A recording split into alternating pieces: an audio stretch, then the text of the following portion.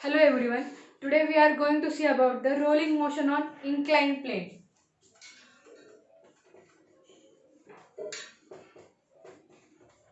Rolling motion on inclined plane.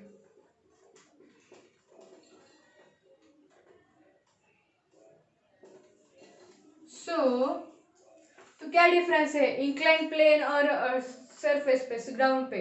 तो क्या add क्या हो जाता है? Height. Okay, so this is our wedge shaped body inclined plane. Okay, so this will be the height, this will be the angle of inclination. Okay, and this is our disc. Okay, this center of mass of the disc. Okay, अभी हमें इसमें सब मतलब जब भी हम ऐसे कुछ डायग्राम देखते हैं तो हमें कौन सा चैप्टर याद आता है? तो Newton's laws of motion. Okay, so अभी हमें इसकी फ्री बॉडी डायग्राम निकालनी पड़ेगी. क्या करना है?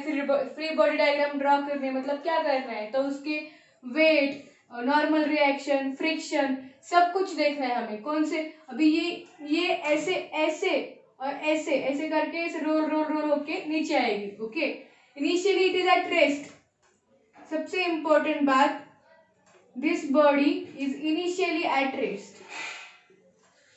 This body initially at rest है, रेस्ट पे है. ओके, सो इनिशियली रेस्ट पे है. जैसे फ्री फॉलिंग बॉडी होती है, मैंने ये छोड़ दिया तो ये फ्री मतलब नीचे क्यों जाएगा? क्योंकि नीचे फोर्स है, ग्रेविटेशनल फोर्स. ग्रेविटेशनल फोर्स की वजह से ये नीचे गिर जाएगा. Okay, so here also it is initially at rest. I am not forcing it.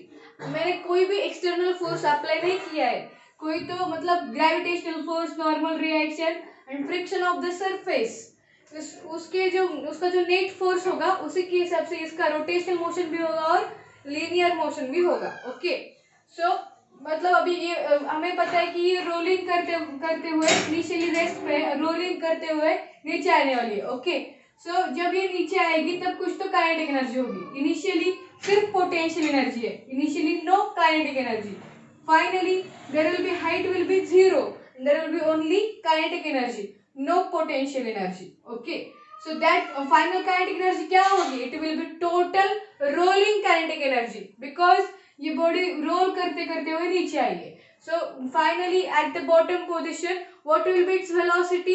It will be total rolling net resultant rolling velocity. Okay, so कैसे मतलब कैसे फाइंड करना है सब पता है हमको कि नेट रिजल्टेंट रोलिंग वेलोसिटी कैसे फाइंड करते हैं. We take resultant of translatory velocity, linear velocity in translatory motion and linear velocity in rotational motion. Okay, same for we know how we calculate total kinetic energy in rolling motion. We add both kinetic energies in translatory motion and rotational motion. Okay, so पहले तो हम इसकी free body diagram निकालते हैं. सबसे important, centre of mass, इससे perpendicular नीचे क्या होगा? इस बॉडी का weight mg, mass m and gravitational acceleration g. अभी ऐसा है पर मुझे इस मतलब ये बॉडी ऐसे रोटेट करके एंड लीनियर मोशन करके मतलब ऐसे रोल रोल रोल करके नीचे आने वाली है. ओके, मींस एक्शंस मतलब जो कुछ भी एक्शन हो रही है इस डायरेक्शन में हो रही है, तो मुझे फोर्स कौन से डायरेक्शन में ढूंढने पड़ेंगे? इस डायरेक्शन में कौन से फोर्स है उनका नेट निकालना है मुझे, कि उनका रिजल्टेंट कौन सा फोर्स है ऐसे निकालना है. तो मुझे क्या करना पड़ेगा? इसको रिजॉल्व. सबसे इंपॉर्टेंट, मैंने इसको रिजॉल्व किया तो क्या करूंगी मैं? We know scalars vectors. If we are resolving this vector means इसके दो परपेंडिकुलर कंपोनेंट आएंगे, एक तो ये और दूसरा ये वाला.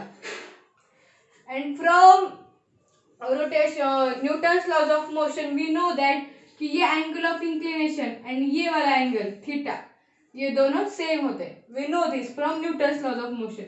This angle in case of inclined plane की सभी प्रॉब्लम्स में ये कांस्टेंट है. सभी मतलब अब तक बहुत बार आ गया है हमको, और ये मतलब ये है, इट इज अ रूल कि this theta and this theta is same. Okay, so mg, then along theta I will write it as a mg cos theta.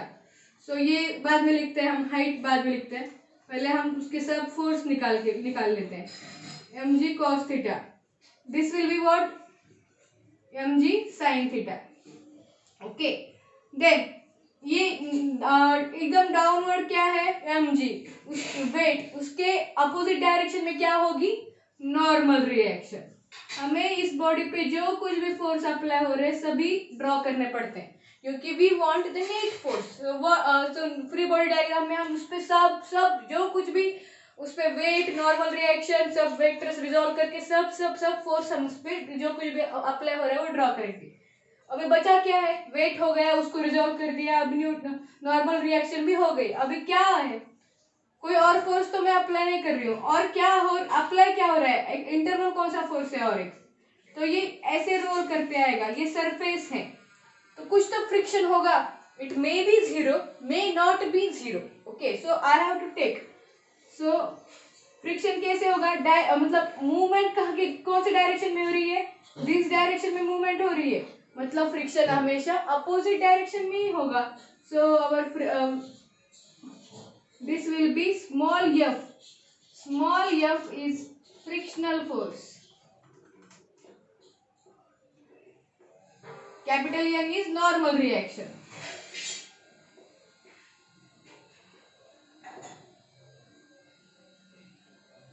So small f, it is frictional force. Okay. So अभी मैंने free body diagram निकाल दी, सब निकाल दिया। अभी मुझे क्या चाहिए, ये बॉडी ऐसे रोल करके नीचे आ रही है, मतलब कुछ तो नेट फोर्स है जो इस डायरेक्शन में अप्लाई हो रहा है और उसके लिए नीचे आ रही है। तो मुझे फ्री बॉडी की डायग्राम के हिसाब से अभी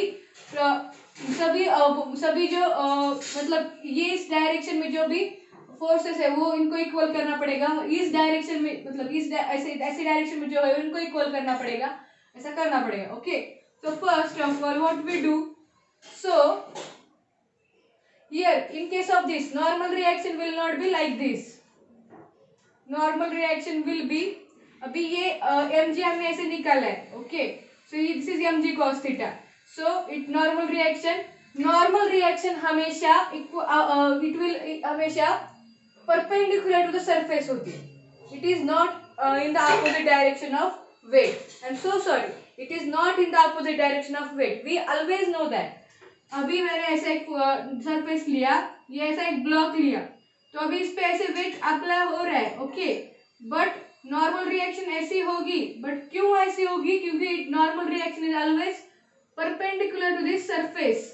ओके, तो अभी सरफेस क्या है, this is the surface of the जो कुछ भी हमारा ग्राउंड है, जो कुछ भी सरफेस है, इसके अपोजिट डायरेक्शन में, मतलब इस तरह ये नॉर्मल रिएक्शन, इट इज मतलब वेट के अपोजिट नहीं है वो, it is perpendicular to the surface. Okay, सो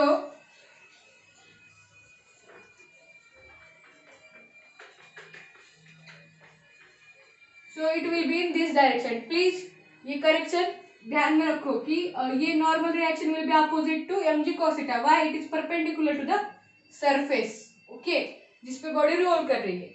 सो अभी मुझको इस डायरेक्शन में जो भी फोर्सेस है उनको इक्वेट करना है, और इस डायरेक्शन में जो भी फोर्सेस है उनको इक्वेट करना है। तो पहले इस डायरेक्शन में मुझे पता है कि ये बॉडी कैसे रोल कर रही है, ऐसे रोल कर रही है, मतलब कुछ तो नेट फोर्स इस डायरेक्शन में। अब ये जो नेट फोर्स है मैं इसका एफ नेट